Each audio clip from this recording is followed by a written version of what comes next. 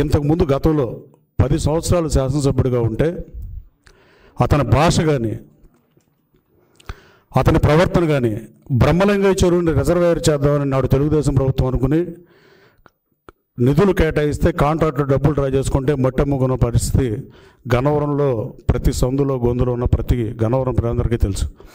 అలాగే land grabbings కానీ మట్టి కానీ నకిలీ ఇళ్ల పట్టాలు 2019లో పోటీ చేసినప్పుడు ఇచ్చిన పరిస్థితి కానీ ఆ నకిలీ ఇళ్ల పట్టాలు డిస్ట్రిబ్యూషన్ గవర్నమెంట్ ఆఫీస్ చేయాల్సింది అతని మనుషులు పంచిన విధానం కానీ ఇలా ఎన్ని మాట్లాడినా ఆఖరికి సభ్య సమాజం తలదించుకునే భాష విషయంలో కానీ ఆఖరికి జగన్మోహన్ రెడ్డి గారికి ఎలాంటి వాళ్ళు నచ్చుతారని తీసుకున్నాడో ఆ రోజు చంద్రబాబు నాయుడు గారు ప్రధాన ప్రతిపక్ష హోదా పోగొడదామని తీసుకుని ఇవాళ ప్రతిపక్ష హోదా ప్రజల చేత తిరస్కరించబడి జగన్మోహన్ రెడ్డి గారు ఇలాంటి పనులు చేస్తూ ఉండేవాళ్ళు ఇష్టమై ఆయన తీసుకుని నేను జగన్మోహన్ రెడ్డిని అధికారంలో తీసుకోవడానికి నేను పోటీ చేసి నేను ఏ రోజు భాష తోనాలి. ఆ రోజు జగన్మోహన్ రెడ్డి గారు కూడా ఎట్టి పరిస్థితుల్లో అతన్ని ఓడించాలి, అతని దుర్మార్గాలకి అంతం పలకాలని చెప్పి తనకి వ్యక్తిగతంగా అతని మీద ఉన్నట్టుగా నన్ను పెనలూరు నియోజకవర్గం అయితే నాకు ఆ సీట్ ఇస్తానని గన్నవరంలో నన్ను బతిమలాడిని పోటీకి చేయించిన పరిస్థితి వాస్తవం కాదా? ఆ తర్వాత పరిణామాల్లో చంద్రబాబు గారి హోదా పోగొడతాకు తీసుకోవాల్సి వస్తుందని రాజీ పడమంటే నేను రాజీ పడనని చెప్పాను, నా క్యారెక్టర్ ముఖ్యమని చెప్పా.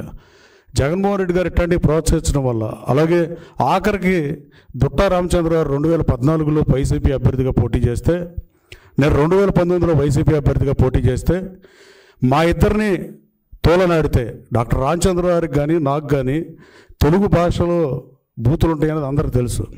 కానీ మేమిద్దరం ఎప్పుడు భాష వాళ్ళం. మా ఇద్దరి మీద ఎవరైతే డాక్టర్ దుట్టా రామచంద్ర గారు కానీ నేను కానీ పోటీ చేసినప్పుడు మా మీద ఇతను పార్టీ మారి ఈ దందాలు చేయడానికి నకిలీ ఏర్పాటాలు కేసులకి అలాగే మట్టి దాని మీద ఎంక్వైరీ చేస్తాను జగన్మోహన్ రెడ్డి ఆ రోజు బ్రహ్మలింగయ్య చెరువు సాక్షిగా ముఖ్యమంత్రి గారు కోతవేడు దూరంలో ఇక్కడ అప్పుడు చంద్రబాబు గారికి సవాలు చేసిన మాట వాస్తవం కదా.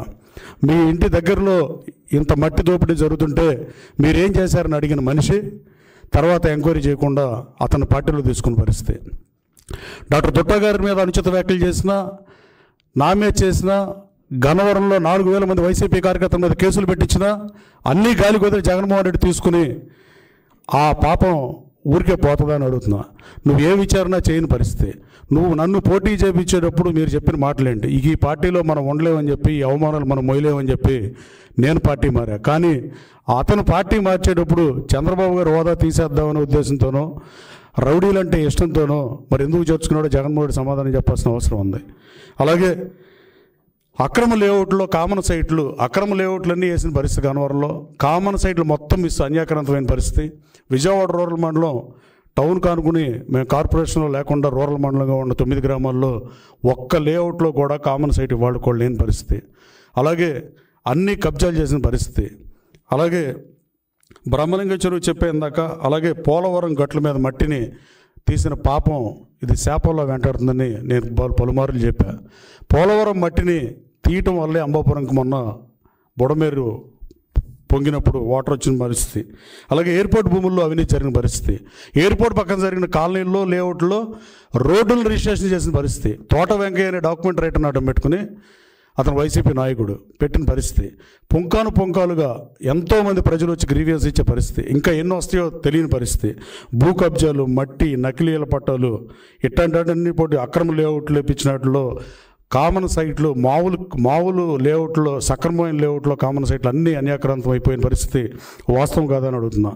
10 ఏళ్లుగా పనిచేసిన ఎంఆర్ఓలుగా పనిచేసిన వాళ్ళ మీద ప్రభుత్వం విచారణ చేయాల్సిందిగా కోరత ప్రభుత్వాన్ని ముఖ్యమంత్రి గారిని కోరత. ఆ రోజున 5 సంవత్సరాలు మాధురి అనేవాడు కానీ గత 5 సంవత్సరాలు పాత ఎంఆర్ఓ నరసింహారావు కానీ వీళ్ళిద్దరూ ట్యాంపర్ చేయని రికార్డులు లేవు.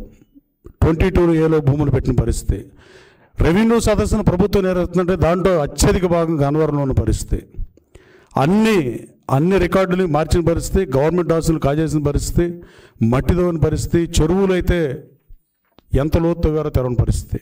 ఇలా అన్ని అక్రమాలు దందాలు చేసి గన్నవరం ప్రజల్ని కించపరచడం కాదని అడుగుతుంది. ఇవాళ గన్నవరం ప్రజల్ని గతంలో భాష మీద పొట్టు లేకుండా ఏది పడితే మాట్లాడి గన్నవరం ప్రజల విలువను దిగజార్చిన పరిస్థితి.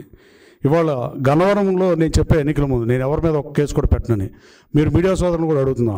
గత 10 సంవత్సరాలు ఎన్ని కేసులు నమోదైనాయి, నేను శాసనసభ్యుడానికి ఎన్ని నమోదైనా మీరు పరిశీలిస్తే పట్టుమని 100 కూడా. నేను ఒక్కటి కూడా ఈవెన్ వైసీపీ కార్యకర్త మీద కూడా నేను కేసు పెట్టలే ఇప్పటివరకు ఈ 8-9 మాసాల్లో.